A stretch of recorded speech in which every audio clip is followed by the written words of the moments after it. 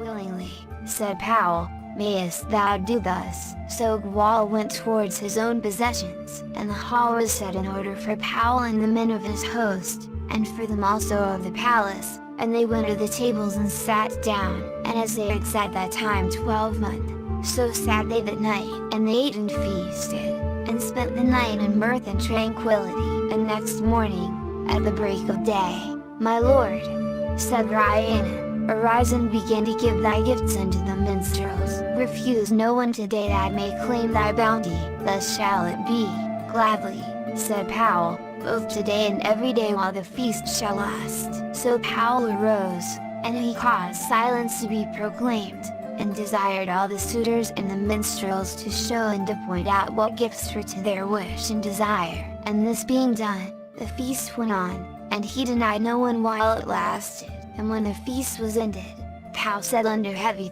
"My lord, with thy permission, I will set out for Dyfed tomorrow." "Certainly," said Heavy, "may heaven prosper thee." "Fix also a time when Rhiannon may follow thee," said Powell, "we will go hence together." "Willest thou this, lord?" said Heavy. "Yes," answered Powell. And the next day they set forward towards Dyfed, and journeyed to the palace of Narberth, where a feast was made ready for them. And there came to them great numbers of the chief men and the most noble ladies of the land. And of these there was none to whom Rhiannon did not give some rich gift, either a bracelet, or a ring, or a precious stone. And they ruled the land prosperously both that year and the next. And in the 4th year a son was born to them. And women were brought to watch the babe at night, and the women slept, as did also Rhiannon. And when they awoke they looked where they had put the boy, and behold he was not there. And the women were frightened, and, having plotted together, they accused Rhiannon of having murdered her child before their eyes. "For pity's sake," said Rhiannon, "the Lord God knows all things. Charge me not falsely. If you tell me this from fear, I assert before heaven that I will defend you." "Truly," said they, "we would not bring evil on ourselves for anyone in the world." "For pity's sake," said Rhiannon, "you will receive no evil by telling the truth." But for all her words, whether fair or harsh, she received but the same answer from the woman.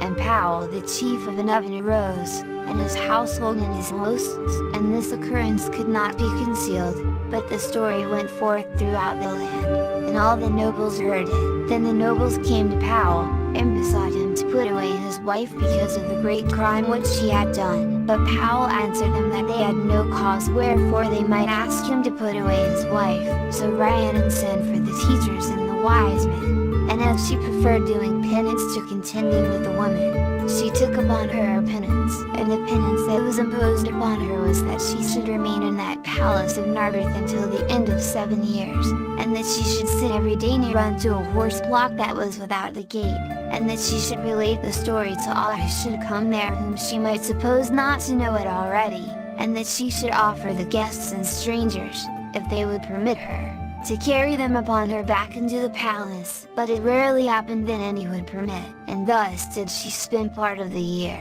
Now at that time Tirnai Trevlian was lord of Gweniscoed, and he was the best man in the world, and unto his house there belonged a mare than which neither mare nor horse in the kingdom was more beautiful. And on the night of every 1st of May she foaled, and no one ever knew what became of the colt. And one night Tirnai talked with his wife. "Wife," said he, "it is very simple of us that our mare should foal every year, and that we should have none of her colts. What can be done in the matter?" Said she. "This is the night of the 1st of May, said he, "the vengeance of heaven be upon me, if I learn not what it is that takes away the colts." So he armed himself, and began to watch that night. Tirnai heard a great tumult, and after the tumult behold a claw came through the window into the house, and it seized the colt by the mane. Then Tirnai drew her sword, and struck off the arm at the elbow, so that portion of the arm, together with the colt,